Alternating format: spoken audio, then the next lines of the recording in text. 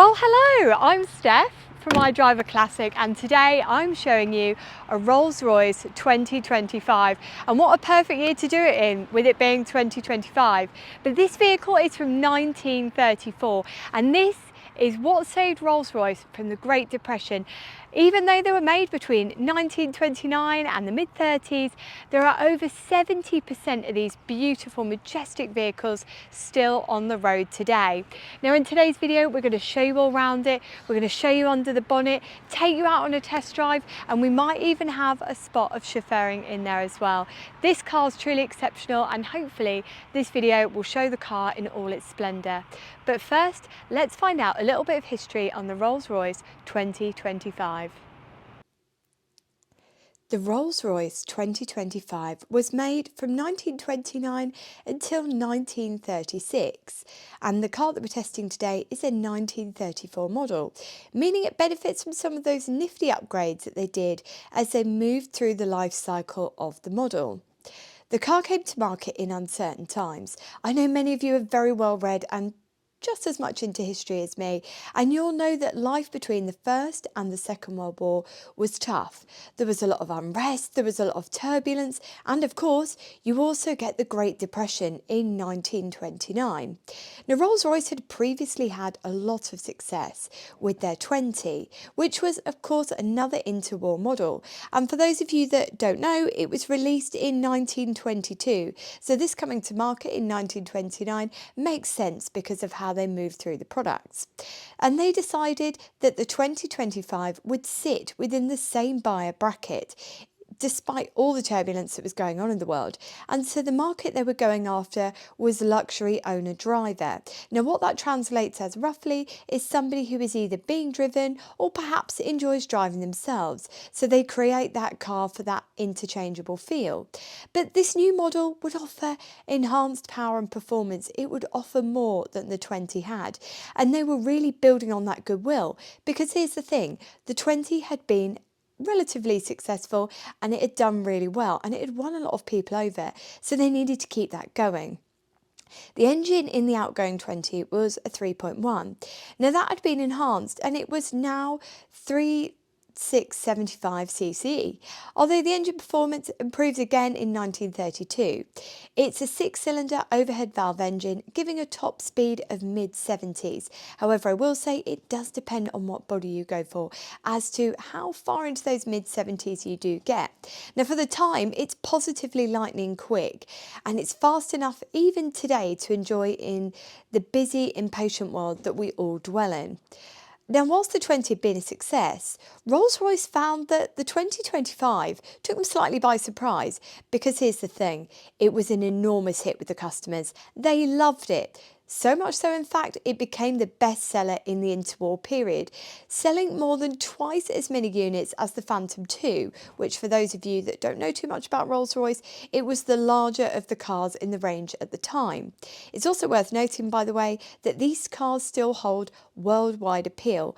A remarkable 93% were initially sold in the UK, but nowadays they are logged as being registered in more than 50 countries worldwide. So much so, in fact, that less than 40% of the remaining cars that are still on the road are still in Britain, proving that Rolls-Royce commands respect globally, and it's an aspirational car for every motorist with good taste, no matter where they happen to be living.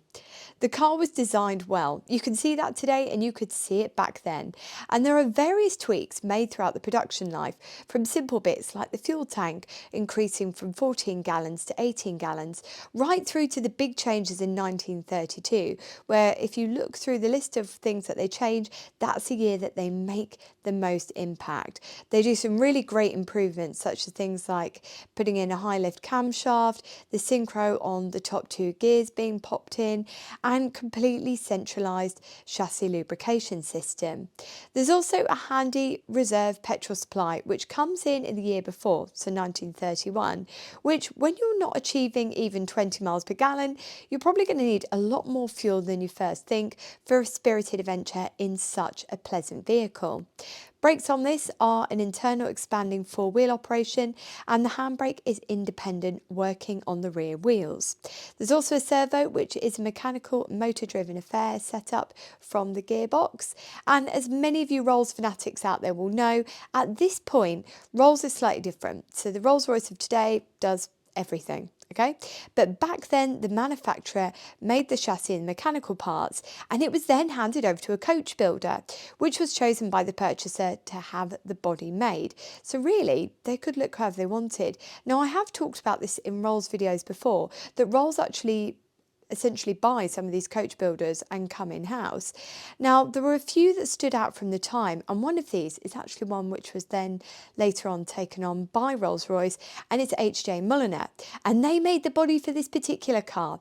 Now, as we look round the car today, you've probably noticed the dealer brass plaques in the footwells, which still remain. So Mulliner were based down in Chiswick in London, and what would happen was the car would go down with the bits that Rolls did.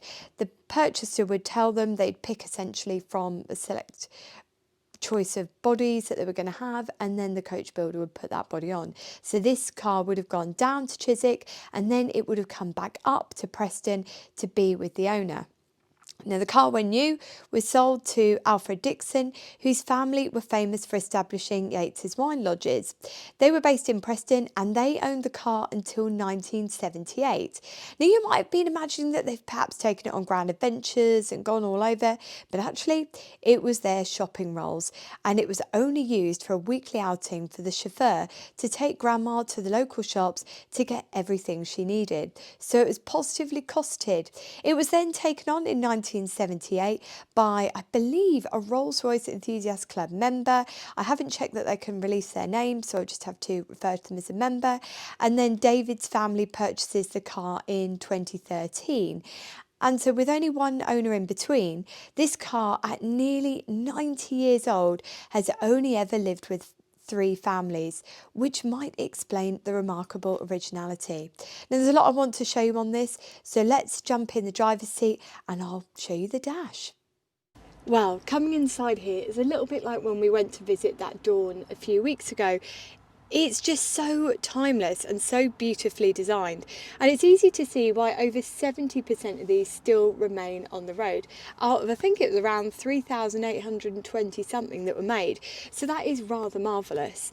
Now, coming inside, we have so much in this vehicle to say it's from the 1930s. And the first thing I want to draw your attention to is this almost reminds me, and I'm sure Rolls Royce aficionados will hate this comparison, but you know those serving hatches in mid-century homes where you've got this area here, and the best bit about it is if you fancy a gossip with all the people in the back, but you don't want your driver to hear about the lord and lady down the road in the other manor that you are gossiping about, you can just shut this section off here to keep them out of the conversation and to hopefully keep your whisperers away from prying ears that could be shared with the other hired help.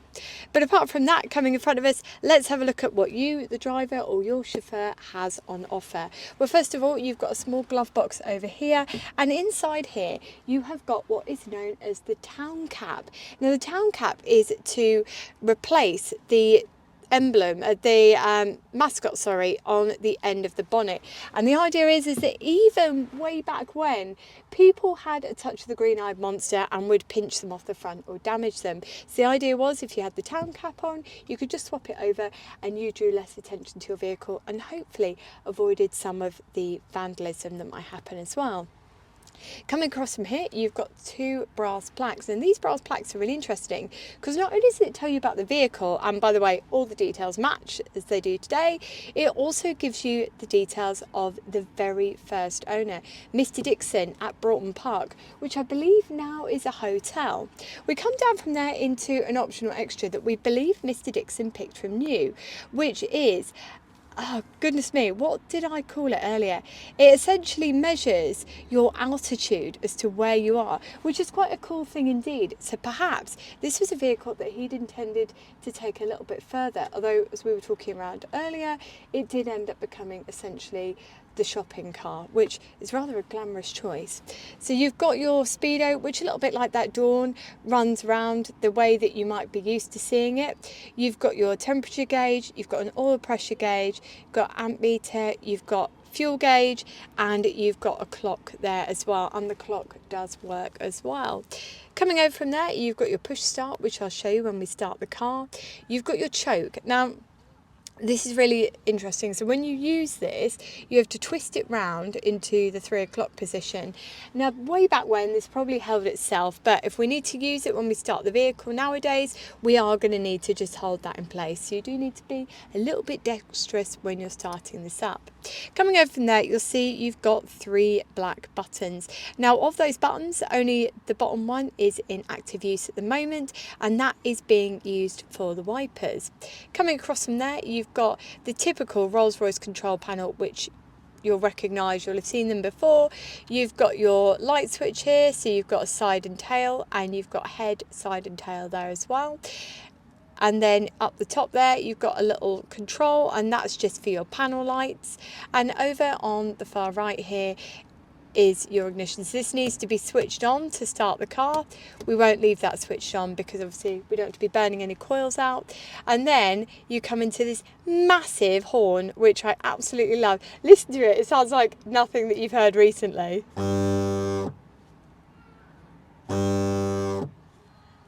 Am I on a ship? Am I in a car? Who knows? That sounds brilliant. Coming across from there, you've got your wipers, and they're just as you'd expect them to be on that little switch. And then coming down from there, a little bit like that Dawn. And if you haven't watched the Dawn video, by the way, you definitely should, because that was, again, an exceptional vehicle and it looked marvellous for its age.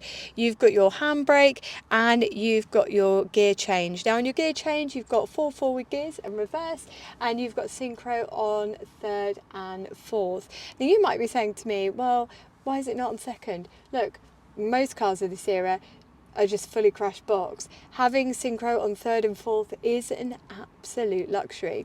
Now, I have been advised when we drive this to do as probably I do in a lot of my mid-century classics, is to set off in 2nd if you are just on a flat surface, and then to work your way up into 3rd and 4th, and really to only be using that 1st gear if you're doing a hill start or you're trying to start in a precarious spot going off into 1st from stationary. Now, I think that is pretty much everything that I need to draw your attention to. You can, by the way, adjust all the throttle, all the controls are here. Thought I'd just mention that as well. Now, I know a lot of you are going to be quite frightened because we haven't got wing mirrors. This is not a legal requirement. We have got mirrors up here, but they aren't the most helpful, really. You can see a little bit in pieces, but really I would actually like some mirrors down there, but they'd spoil the look of the car. And then you've got your interior mirror up here. You've got goodness me, sun visor up here, just one, of course, because remember, you're probably not taking passengers, you're being driven around. And then you have what I would consider one of the smallest accelerator pedals of all time, just down there. So that is everything in a nutshell. Let me get it started up for you. I know that you're probably looking for the key to start the vehicle, but here's the thing, we don't actually need the key to start the car. So without further delay, let me switch this ignition and get it going for you.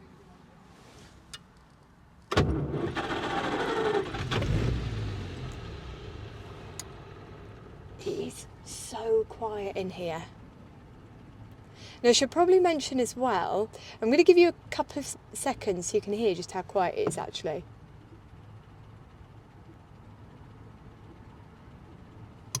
It's quieter than some modern cars, for goodness sakes. But anyway, in terms of performance in this, there was a test, I think it was in Autocar, and bear in mind, as I was telling you earlier, because all of these were coach built, you do get some variance in top speed, because obviously if it was loaded down with everything on it, it's going to be slightly slower than something that's completely open top. But on the one that they took out on Autocar to test, which was really similar to this, they got a top speed of 76 miles per hour. They got an MPG when they drove it really hard of about 15 miles per gallon. 0 to 50 was 21 seconds, and 0 to 60 miles per hour was, I think, around 31 21.6 seconds, so pretty good. And what I want to show you today is these are perfectly usable in modern traffic. You can use them around town. I think you could take this on a motorway if you're able to get up to 76. I mean, people take Morris Minors on the motorway, and I took my standard on the motorway, and the top speed in that standard is less than 60. So these are very, very usable indeed, and for the home mechanic, they aren't the hardest thing to keep on the road.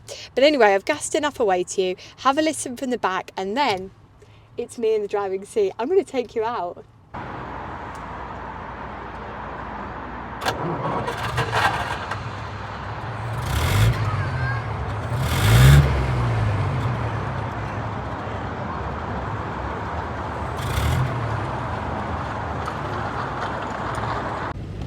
Right, let's go on an adventure.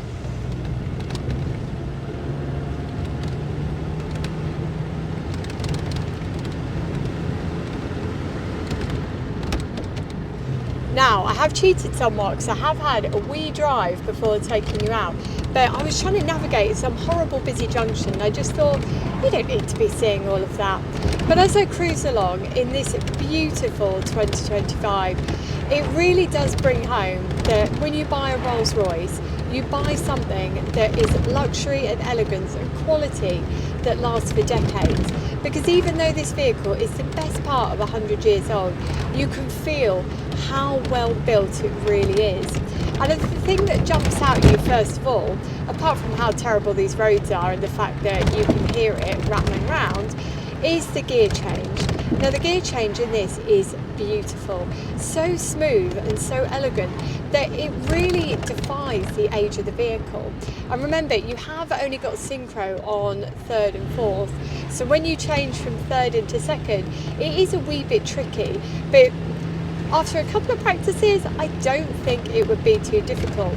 The thing that catches you out first of all is how close that gear change, well, that gear stick is to how close that handbrake is, because you can catch your hand somewhat, so you have to be really careful and be almost pushing it over to change the gear. Now as I come down, I'll see if I can show you how we change into second. Come down into neutral, we double clutch, and we'll go into second there. Am I in second? Oh, I did it, there we go. Not too bad.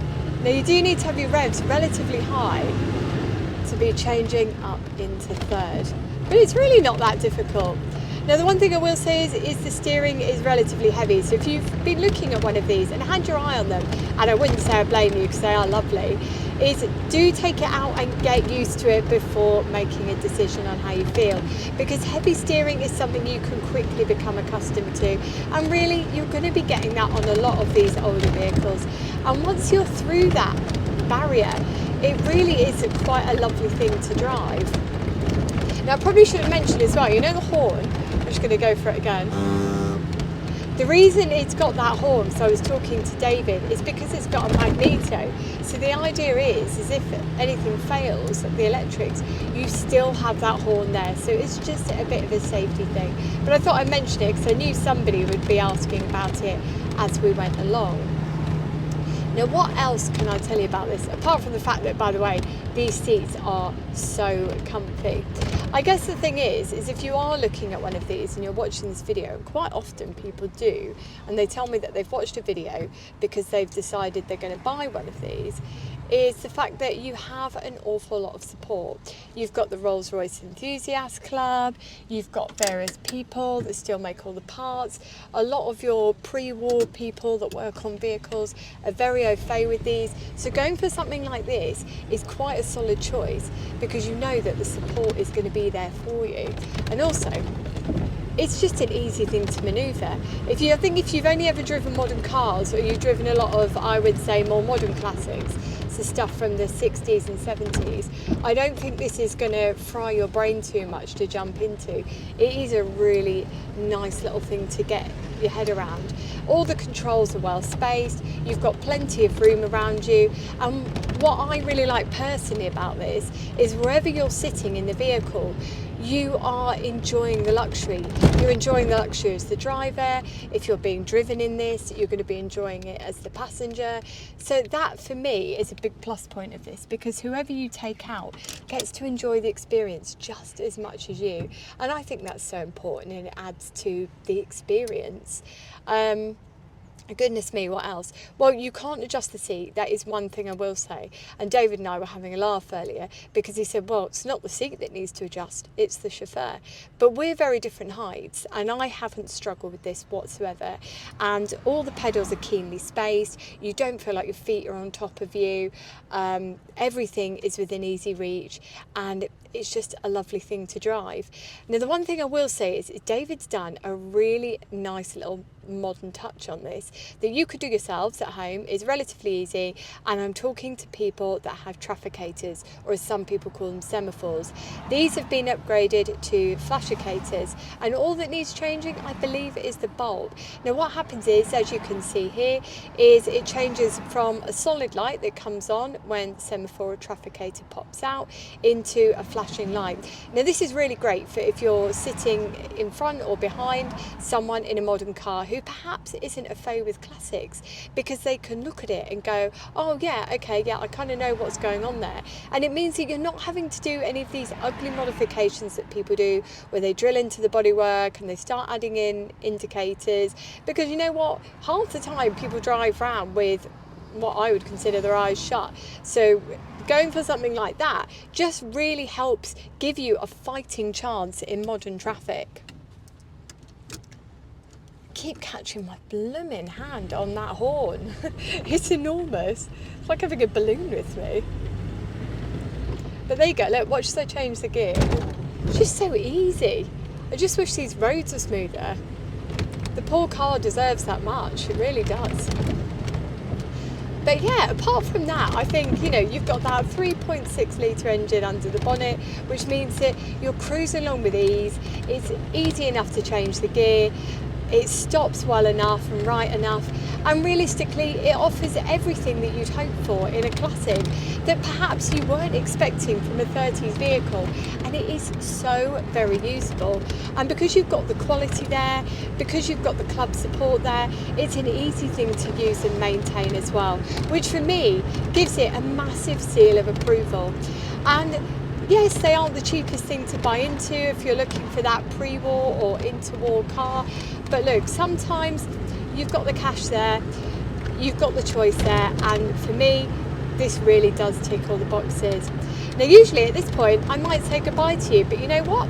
I'm going to click my fingers and I'm going to enjoy the chauffeur experience. But look, did you think I was going to jump into a Rolls Royce 2025 in the year 2025 and not take full advantage of chauffeur? I'm clearly doing well for myself, because as you can see here, David is driving me in the lap of luxury in this absolutely beautiful car. Now, I've had a marvellous day today, driving the vehicle, being driven around myself, and this has been such a brilliant way to start the year of new cars and reviews. And I really hope you've enjoyed the video just as much as I've enjoyed making it. But until next time we meet, take care and drive safely.